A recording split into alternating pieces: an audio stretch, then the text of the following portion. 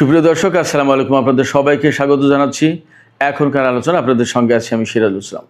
দর্শক, ইরানে একটি ভূমিকম্প হয়েছে, 5 মাত্রার ভূমিকম্প, এবং এই ভূমিকম্প নিয়ে ভিন্ন কিছু জল্পনা ছড়িয়েছে। ভূমিকম্পের যে মূল কেন্দ্র ছিল, সেই কেন্দ্রের এলাকায় আমেরিকার একটি MQ-9 ড্রোন ভূপাতিত করা হয়েছে।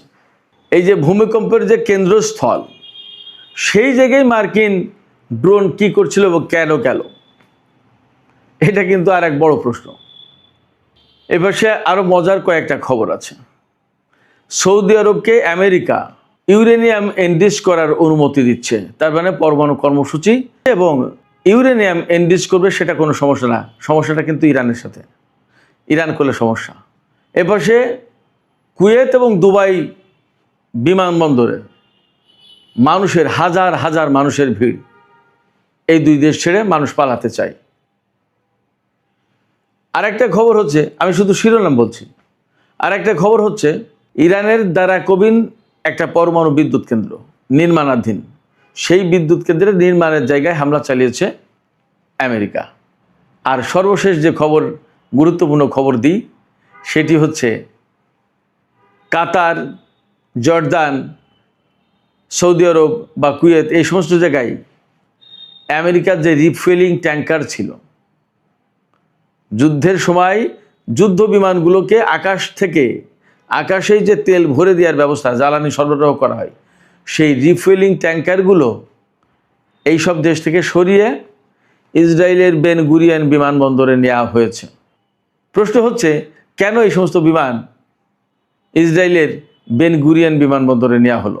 সুপ্রিয় দর্শক, এই প্রত্যেকটা বিষয় বললাম, এইগুলো নিয়ে আমি এখন ভিডিওতে বিস্তারিত আলোচনা করার চেষ্টা করব। আশা করি আপনারা শেষ পর্যন্ত সঙ্গে থাকবেন। আর ভিডিও ভালো লাগলে লাইক, কমেন্ট, শেয়ার করবেন প্লিজ, এবং চ্যানেলটি সাবস্ক্রাইব করে সাথেই থাকবেন। দর্শক, আমরা প্রথম আলোচনা যেটা দিয়ে করতে চাই, সেটি হচ্ছে সৌদি আরবকে আমেরিকা পরমাণু কর্মসূচি পরিচালনার অনুমতি আগেই দিয়েছে, ভেতরে গোপনে গোপনে। ট্রাম্প আগের বার যখন ক্ষমতা এসেছে তখনই দিয়েছে। আর এখন ইউরেনিয়াম সমৃদ্ধ এনরিচ করার সুযোগ দিচ্ছে, অধিকার দিচ্ছে আমেরিকা সৌদি আরবকে। এটা নিয়ে কোনো সমস্যা নেই মার্কিন প্রশাসনের। কারণ হচ্ছে, ওই যে আমি বলি, মার্কিন প্রশাসনের অনুমতি নিয়ে আপনি কাজ করছেন, তারপরে তার সাথে আপনি সম্পর্ক রেখে তার স্বার্থ হাসিল করে দিয়ে আপনি যা খুশি করেন, কোনো সমস্যা নেই। অর্থাৎ তার স্বার্থটা 16 আনা বজায় থাকলে হলো।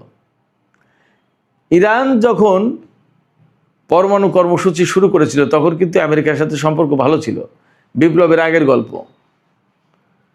এই আমেরিকাই তখন কিন্তু ইরানের পরমাণু কর্মসূচির প্রতি ব্যাপক সমর্থন দিয়েছিল, কোনো সমস্যা ছিল না। যখন বিপ্লব হয়ে গেল এবং যখন আমেরিকার সাথে সম্পর্ক কাটা হলো, তখন কিন্তু ইরানের পরমাণু কর্মসূচি আমেরিকার নিষেধাজ্ঞার উপরে পড়ল। মার্কিন নিষেধাজ্ঞার কবলে পড়ার কারণেই অনেক জটিলতা তৈরি করলো, এবং এখনও পর্যন্ত আমরা সেই জটিলতা নিয়েই বিশ্ববাসী অনেকটা নাজেহাল অবস্থায় আছি। কেন বলছি বিশ্ববাসী নাজেহাল অবস্থায় আছি? আজকে এই পরমাণু কর্মসূচিকে কেন্দ্র করেই আমেরিকা এবং ইসরায়েলের হামলার শিকার হয়েছে ইরান, এবং সেই হামলার পরে ইরান যখন পাল্টা শুরু করেছে, তখন বৃহত্তর একটা যুদ্ধ লেগে গেল। হরমুজ প্রণালী বন্ধ হলো, সারা বিশ্বে ক্রাইসিস পড়লো, আমরা বাংলাদেশের মানুষও ক্রাইসিসে পড়ে গেলাম। তাহলে পরিস্থিতি কি? যাই হোক, সৌদি আরব পরমাণু কর্মসূচি পরিচালনা করছে বা করবে, তাদের হয়তো তেল গ্যাসের পাশাপাশি পরমাণু বিদ্যুৎ লাগবে। ভালো, এখন পরমাণু বিদ্যুৎ তৈরির জন্য ইউরেনিয়াম এনরিচ করতে হয়, সেও ঠিক আছে, কিন্তু সেটা কত মাত্রায় এবং কোন পর্যায়ে যাবে এবং কী কাজে লাগাবে, সেটা কিন্তু পরিষ্কার পরিচ্ছন্ন আলোচনা, ব্যাখ্যা থাকতে হবে। তা না হলে আরও জটিলতা তৈরি হবে। সৌদি আরব যখন এই পরমাণু কর্মসূচি পরিচালনা করতে যাচ্ছে, ইউরেনিয়াম সমৃদ্ধ করতে যাচ্ছে, তখন আরেকটা দিকে বিশ্ববাসীর বিশেষ নজর থাকবে যে মধ্যপ্রাচ্যে কি পরমাণু কর্মসূচি বা পরমাণু অস্ত্রের প্রতিযোগিতা বেড়ে যাচ্ছে কিনা, বা পরমাণু অস্ত্রের প্রতিযোগিতা শুরু হবে কিনা।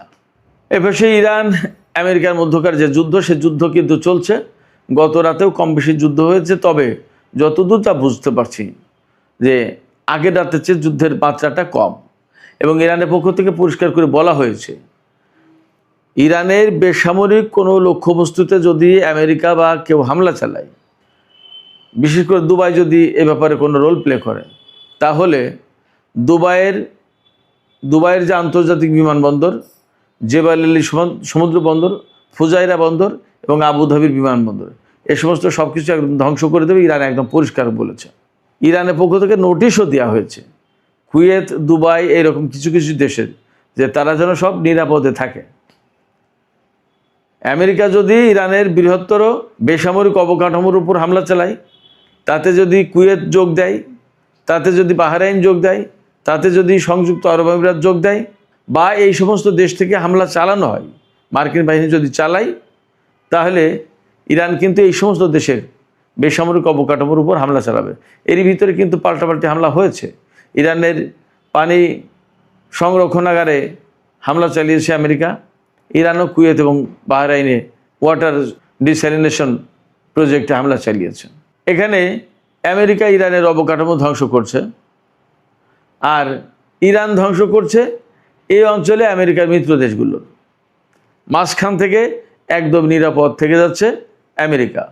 এখানে মধ্যপ্রাচ্যের দেশগুলোর বোঝা উচিত, বা তাদের কৌশল ঠিক করা উচিত, যে আসলে অঞ্চলের স্বার্থ দেখবে নাকি আমেরিকার স্বার্থ দেখবে, ইরানের সাথে শত্রুতা করবে নাকি মিত্রতা করবে। এই সমস্ত নতুন করে ভাবার মনে হয় সময় এসেছে। এবার সে আমেরিকা ইরানের উপরে ব্যাপক ভিত্তিক হামলা চালানোর জন্য গত কয়েকদিন আগেই বেশ কিছু যুদ্ধ বিমান এবং রিফুয়েলিং ট্যাঙ্কার বিমান এনেছে, এবং এইগুলো জর্দানে অনেকগুলো মোতায়েন করেছিল।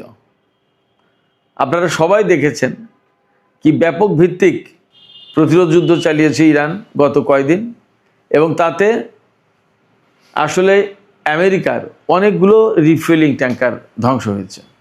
যুদ্ধ বিমান, হেলিকপ্টার তো ধ্বংস হয়েছে, আজকের দুপুরের ভিডিওতেও আমি বলেছি। এই যে রিফুয়েলিং ট্যাঙ্কার ধ্বংস হয়েছে, এক একটা বিমান তো অনেক বড় বড় এবং বিরাট ব্যাপার, কৌশলগত দিক থেকে খুবই গুরুত্বপূর্ণ।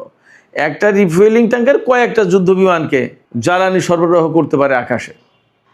আবার এত বড় বড় বিমান তো অনেকগুলো রাখাও মুশকিল, সেক্ষেত্রে অল্প সংখ্যক বিমান অধিক সংখ্যক বিমানকে যুদ্ধক্ষেত্রে তেল সরবরাহ করার ব্যবস্থা করে থাকে।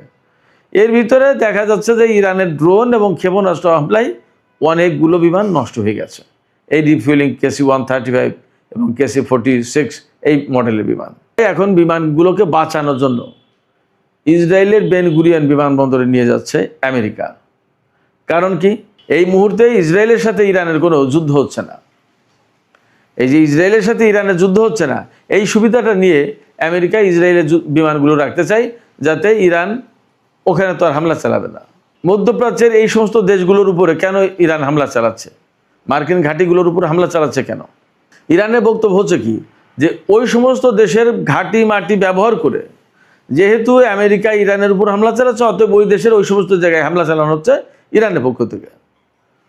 ইসরায়েলের বিমানবন্দর ব্যবহার করে যদি আমেরিকা ইরানের উপর হামলা চালায়, তাহলে ইসরায়েলের ওই সমস্ত বিমানবন্দরে হামলা চালাবে ইরান। তাতে ইরানের ভয় পাওয়ার কোনো কারণে ভয় পাবে না, এবং এ নিয়ে কোনো সিদ্ধান্তহীনতায় ভুগবে না। আমার ব্যক্তিগত পর্যবেক্ষণ বা ব্যক্তিগত অভিমত এটা। আপনারা কি মনে করেন আপনারা বলতে পারেন দর্শক। তো যখন ইসরায়েলের বেন গুরিয়ন বিমানবন্দর হোক আর অন্য কোনো বিমানবন্দর হোক, যে বিমানবন্দর থেকেই হোক না কেন, যুদ্ধের কাজে এই সমস্ত বিমানকে ব্যবহার করা হবে, তখন কিন্তু ইরান ঠিকই তার উৎসে আঘাত হানবে। তাহলে আবার নতুন করে ইসরায়েলের এই যুদ্ধে প্রকাশ্যে জড়িয়ে পড়ার একটা প্রশ্ন কিন্তু বা সম্ভাবনা, আশঙ্কা তৈরি হচ্ছে। চলমান যুদ্ধের ভেতরে গত পরশুদিন ইরান সতর্কবার্তা জারি করেছিল কুয়েত, বাহরাইন, সংযুক্ত আরব আমিরাত, এই সমস্ত দেশের লোকজনের উপরে, যে তোমরা যত দূর পারো দেশ ছাড়ো, বা বিমানবন্দর, সামরিক এলাকা, যে সমস্ত জায়গায় ঘাঁটি আছে বা আমেরিকার বিভিন্ন প্রতিরক্ষা ব্যবস্থা মোতায়েন আছে, এই সমস্ত এলাকার যেন ছেড়ে চলে যায় সাধারণ লোকজন। আবার এর ভেতরে গতকালকের খবর ছিল আমেরিকা তার নাগরিকদেরকে মধ্যপ্রাচ্যের সব দেশ থেকে চলে যাওয়ার জন্য বলেছে। তার মানে যুদ্ধের বিস্তৃতি বাড়ছে, পরিধি বাড়ছে, এটা বোঝা যায়। এইরকম একটা প্রেক্ষাপটে কুয়েত ইন্টারন্যাশনাল এয়ারপোর্ট এবং দুবাই ইন্টারন্যাশনাল এয়ারপোর্ট, এই দুটো বিমানবন্দরে হাজার হাজার মানুষের ভিড়। তারা সবাই এই দুটো দেশ ছেড়ে চলে যেতে চাচ্ছে। এর ফলে অনেকগুলো প্রভাব আমরা দেখব। একটা হচ্ছে হয় বড় রকমের যুদ্ধ হবে, আর একটা হচ্ছে বড় রকমের যদি যুদ্ধ হয় তাহলে মধ্যপ্রাচ্য আরও ধ্বংসস্তূপে পরিণত হবে।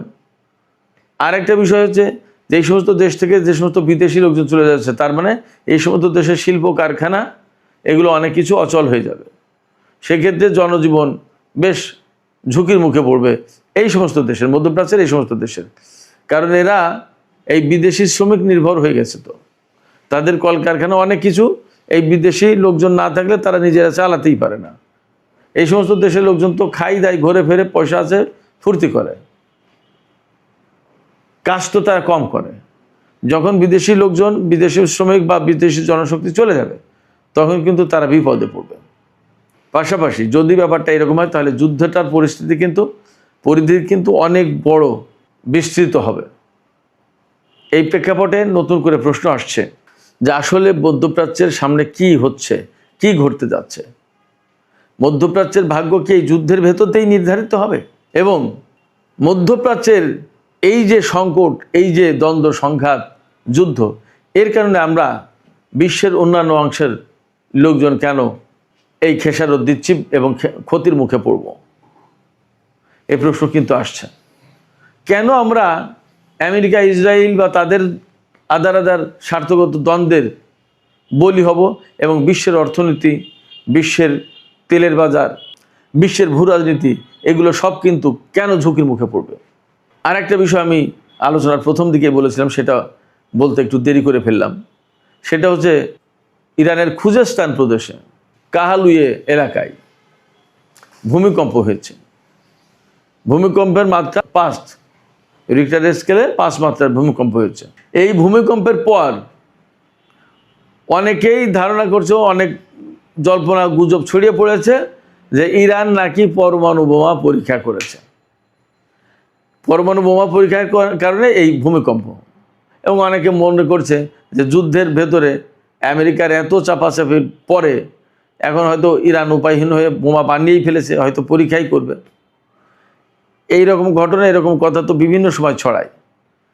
এইরকম একটা প্রেক্ষাপট থেকে আমেরিকা তার একটি MQ-9 রিপার ড্রোন এই ভূমিকম্প যে এলাকায় হয়েছে এর এপিসেন্টার, কেন্দ্রস্থল যেখান থেকে ভূমিকম্প শুরু হয়েছে, এই জায়গায় পাঠিয়েছে। সেখানে ভূমিকম্প হলেও ইরান কিন্তু তার মাজিদ যে ক্ষেপণাস্ত্র প্রতিরক্ষা ব্যবস্থা নতুন, এই ক্ষেপণাস্ত্র প্রতিরক্ষা ব্যবস্থা ব্যবহার করে আমেরিকার ওই ড্রোন ধ্বংস করেছে, ভূপাতিত করেছে। তাইলে এখন আশঙ্কা কিন্তু বেড়ে গেল এই কারণে, আমেরিকা অনেক কিছু জানা শোনার পরেই কিন্তু সেখানে ড্রোন পাঠানোর কথা। ওই ড্রোন দিয়ে হয়তো তথ্য সংগ্রহ করার চেষ্টা করছিল যে আসলে কি হয়েছে, সেটাকে তো ধ্বংস করে দিল ইরান। আসলে কি হয়েছে? ইরান কি পরমাণু পরীক্ষা চালিয়েছে নাকি চালায়নি আমরা জানি না। তবে যদি চালিয়েই থাকে তাহলে নিশ্চয়ই ঘোষণা আসবে এবং আমরা হয়তো জানতে পারবো পরে আসলে কি হচ্ছে, কি হলো, সেটা জানার আমরা অপেক্ষায় থাকলাম। সুপ্রিয় দর্শক, আলোচনা এখানেই শেষ করতে চাই। আলোচনা শেষের আগে আপনাদের কাছে আমি জানতে চাই, আমার প্রশ্ন আপনাদের কাছে, যে আপনারা কি মনে করছেন, আসলে কি ইরান পরমাণু বোমার পরীক্ষা চালালো? আর সৌদি আরব যদি ইউরেনিয়াম এনরিচ করতে পারে, সমৃদ্ধ করতে পারে, তাহলে ইরান কেন পারবে না? এটা কি কোনো যুক্তির কথা?